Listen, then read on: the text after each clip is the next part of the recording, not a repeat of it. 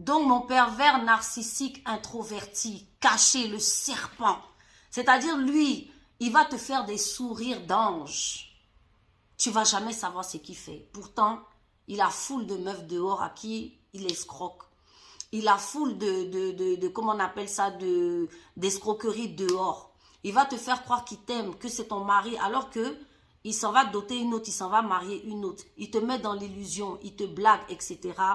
Donc voilà comment le karma va broyer cet être des ténèbres.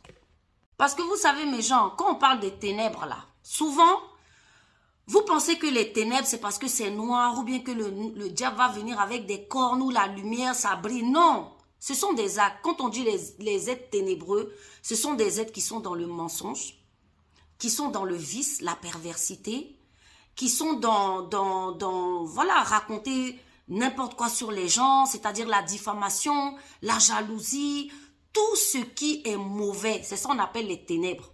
Et tout ce qui est bon, qu'on appelle la lumière, vous connaissez la gentillesse, prendre soin des autres, l'attention. Voilà, c'est comme ça que vous reconnaissez des êtres ténébreux. Donc, regardez bien en face à qui vous avez affaire, les actes qu'ils posent. Si ce sont des actes mauvais, ce sont des êtres ténébreux. Si ce sont des bons actes, ce sont des actes de lumière. On va commencer. Donc, voilà comment le karma va s'acharner, comment le karma va saisir les couilles de ce pervers narcissique introverti appelé le serpent ancien. Du coup, moi, ça y est, je l'ai mis dehors, je lui ai dit c'est fini, toi et moi. Donc, qu'est-ce que moi je fais? J'intente une procédure de divorce. Et je lui dis, écoute, on va faire une procédure de divorce à l'amiable parce que ça va t'arranger. Donc voilà, comme ça, toi et moi.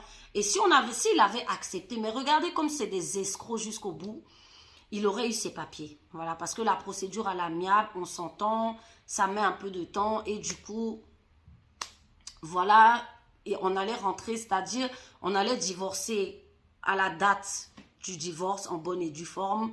Il allait me redonner, parce que moi, je voulais qu'il me rembourse la voiture, ma Touareg. Pardonnez, ça là, je voulais. Il a refusé, il m'a même dit que oui, il ne me doit rien, qu'il s'en fout, machin, machin. Parce que je pense qu'à ce moment-là, il devait avoir d'autres proies sur le côté. Parce que eux, c'est comme ça. Quand ils finissent avec toi, là, ils ont des proies sur le côté. Vous comprenez un peu? Après maintes et maintes discussions avec sa famille qui est venue me voir, je dis, moi, sa famille, il n'y a pas de problème. Remboursez-moi ma Touareg. Et puis, on va faire divorce à l'amiable. Il n'a pas voulu. Donc, je dis, bon, c'est bon. Moi, j'entame ma procédure de divorce. Donc, moi, j'ai plus de nouvelles avec le gars. Je l'ai bloqué, tout et tout et tout. Du coup, j'entame la procédure de divorce. Lui, il pensait que c'était amusement. Donc, moi, j'entame la procédure de divorce. Un jour, je suis là par erreur. J'envoie un message à un de ses amis. Par erreur, hein. Comme quoi, l'univers parle. Moi, je vous ai toujours dit. Et après, l'ami me dit, mais Steph, ça fait longtemps et tout. On dit quoi? Je me dis, toi, ça va. Désolé, le message ne t'était pas réservé. C'est comment?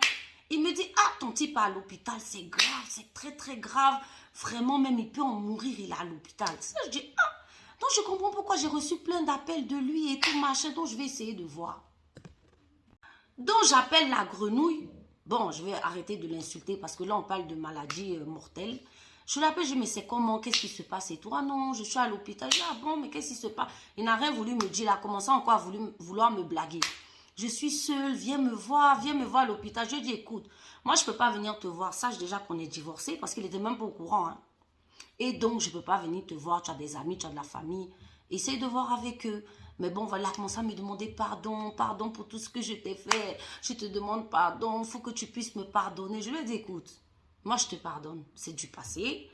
Donc, voilà, tu as ta vie, machin, tu n'as pas de soucis. Écoute, prends soin de toi. J'espère que ça va aller.